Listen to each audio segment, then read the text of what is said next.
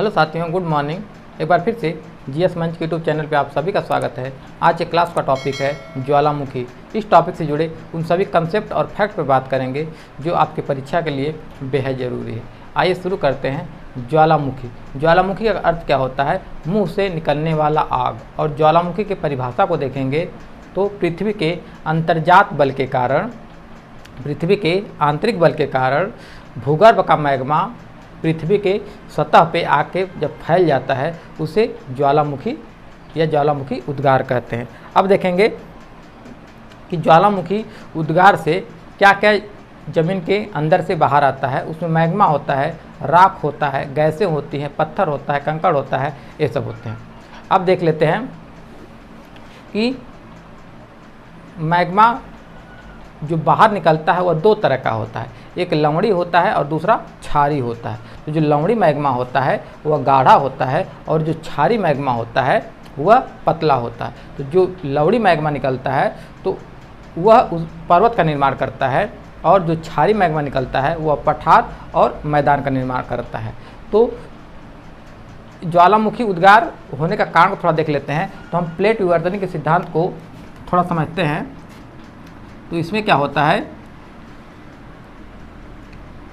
कि पृथ्वी के भूपर्पटी पे जो प्लेटें हैं वो तैर रही होती हैं। किस पे तैर रही होती हैं? मैग्मा पे तैर रही होती हैं। जो पृथ्वी का सतह है, भूपर्पटी है, वो कई प्लेटों में विभाजित है और वह मैग्मा पे तैरती रहती हैं।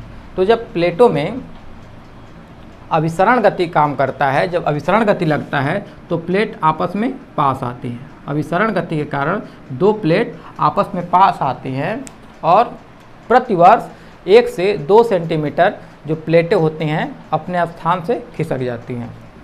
ऐसे में क्या होता है, जब दोनों प्लेटें आपस में पास आके टकराती हैं तो जो हल्की प्लेट है वह जो भारी प्लेट होगी वह मैग्मा में धंसी रहती है भारी की वजह से। जो हल्की प्लेट रहेगी वह थोड़ा सा ऊपर उठी रहेगी। ऐसे में क्या होता है कि जब दोनों पास आते हैं तो जो हल्की प्लेट है भारी प्लेट को और नीचे मैग्मा में धंसाती है। उस स्थिति में जो भारी प्लेट का निचला हिस्सा है वह मैग्मा में धंस जाता है और मैग्मा क्या करता है, उसको गलाने लगता है। ऐसे में यहाँ पे अतिरिक्त मैग्मा का निर्माण होता है और अतिरिक्त गैस बनती है जो बाहर निकलना चाहती है। अगर वही गैस बाहर निकलना चाहती है, नहीं निकल पाती है, तो उस स्थिति में क्या होता है कि प्लेटों को वह हिला देती है और उसी को भूकंप कहते हैं। इस प्रकार कहा जाए कि ज्वालामुखी के असफल प्रयास को ही भूकंप कहते हैं। अगर इन्हीं प्लेटों को टकराने से या आंतरिक बल के कारण से यदि प्लेट टूट जाता है, यदि प्लेटों में दरार पड़ जाती है या कहीं से अगर छिद्र हो जाता है तो जिससे मैग्मा बाहर आने लगता है और जो छिद्र बनता है इसको क्रेटर नली या क्रेटर छिद्र कहा जाता है और यहाँ से मैग्मा बाहर निकलने लगता है। और जो लवणी मैग्मा होगा वह पर्वत का निर्माण कर देगा और जो क्षारी मैग्मा होगा वह पठार और मैदान का निर्माण कर देगा। और जो यहाँ पे जब ज्वालामुखी शांत होता है तो ऐसे में क्या होता है, नली का मैग्मा जम जाता है और ऊपर जो होता है यहाँ पे एक क्रेटर गड्ढे का निर्माण करता है और इस गड्ढे में जब पानी भर जाता है तो इसी को क्रेटर झील कहा जाता है। अब देखेंगे कि ज्वालामुखी कितने प्रकार के होते हैं। तो ज्वालामुखी मुख्य रूप से 3 प्रकार के होते हैं। कौन कौन? तो पहला है सक्रिय ज्वालामुखी। पहला क्या है? सक्रिय ज्वालामुखी। ऐसे ज्वालामुखी जिससे उद्गार हमेशा होता रहता है। ऐसे ज्वालामुखी जहाँ से उद्गार हमेशा होता रहता है उसे सक्रिय ज्वालामुखी कहते हैं। कुछ उदाहरण को देख लेते हैं। तो इटली में जो एटना द्वीप है, तो एटना जो ज्वालामुखी है और ट्रम्बोली ज्वालामुखी है, ये तो दोनों जो ज्वालामुखी हैं यह सक्रिय ज्वालामुखी के उदाहरण हैं। दूसरा देख लेते हैं सुप्त ज्वालामुखी या सुसुप्त ज्वालामुखी। सुप्त ज्वालामुखी या सुसुप्त ज्वालामुखी उन ज्वालामुखी को कहा जाता है कि जिनमें एक बार उद्गार हो गया तो फिर कुछ साल के लिए शांत हो जाता है, फिर उद्गार होता है, कुछ समय के लिए फिर शांत हो जाता है, फिर उद्गार होता है। तो समय समय पे उद्गार होता रहता है, ऐसे ज्वालामुखी को सुप्त ज्वालामुखी कहा जाता है। इसके कुछ उदाहरण हैं, जैसे जो किलिमंजारो, तंजानिया का किलिमंजारो जो ज्वालामुखी पर्वत है, यह सुसुप्त ज्वालामुखी का उदाहरण है। इंडोनेशिया का क्राकाताओ पर्वत ज्वालामुखी पर्वत है, यह भी सुप्त ज्वालामुखी का उदाहरण है। तीसरा देख लेते हैं, मृत ज्वालामुखी, मृत या शांत ज्वालामुखी।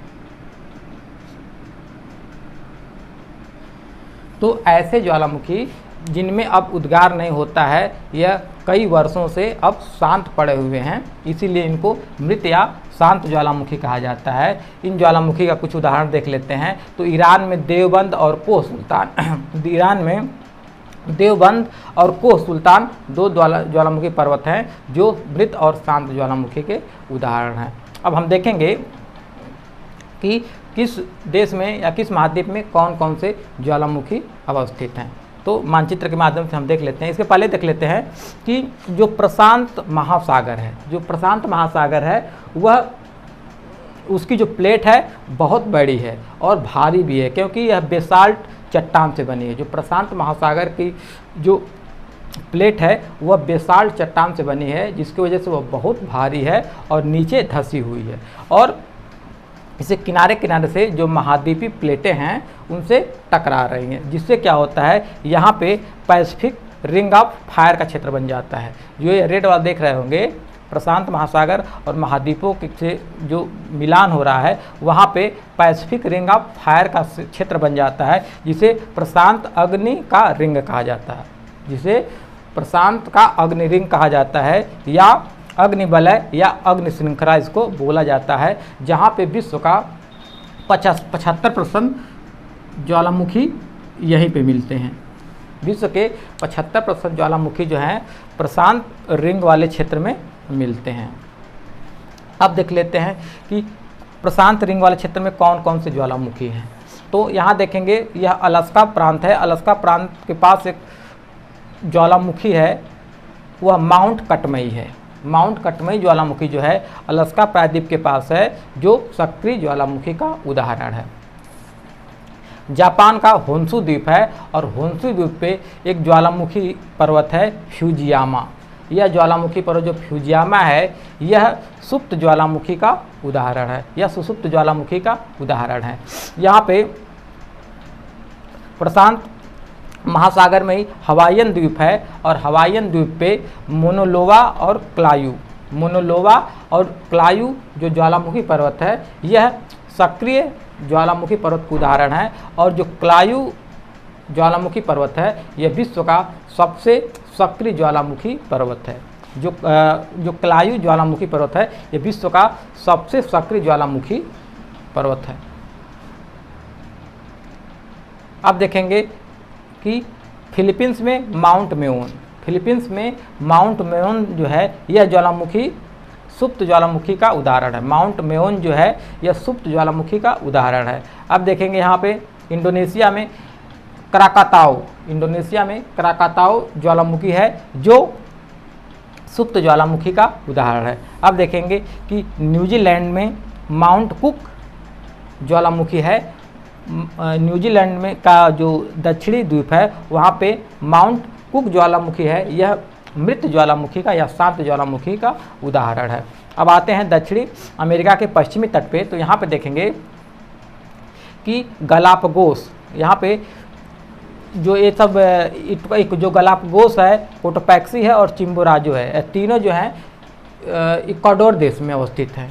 गलापागोस, कोटोपैक्सी, चिम्बोराजो जो हैं, ये तीनों जो हैं इक्वाडोर देश के अंतर्गत हैं। तो जो गलापागोस ज्वालामुखी है, यह है मृत या शांत ज्वालामुखी का उदाहरण है। उसी के साथ कोटोपैक्सी और चिम्बोराजो जो हैं, यह सक्रिय ज्वालामुखी के उदाहरण हैं। यहाँ पे हम देखें कि जो क्लायू है, विश्व का सबसे सक्रिय ज्वालामुखी है, और उसी यहाँ पे कोटोपैक्सी जो है, विश्व का सबसे ऊंचा ज्वालामुखी पर्वत है। जो कोटोपैक्सी है, विश्व का सबसे ऊंचा ज्वालामुखी पर्वत है।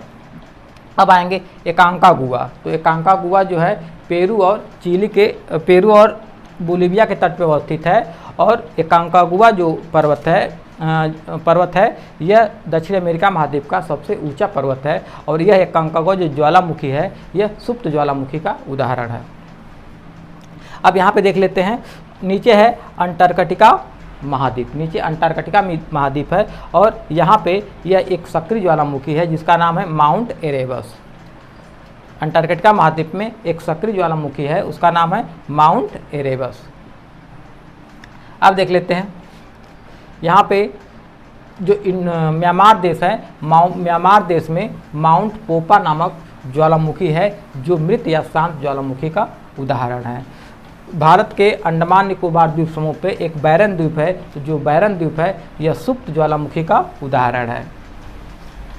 यहाँ पे ईरान में हम देखें कि देवबंद और कोह सुल्तान, यह ईरान देश में अवस्थित ज्वालामुखी है जो मृत या शांत ज्वालामुखी के उदाहरण हैं।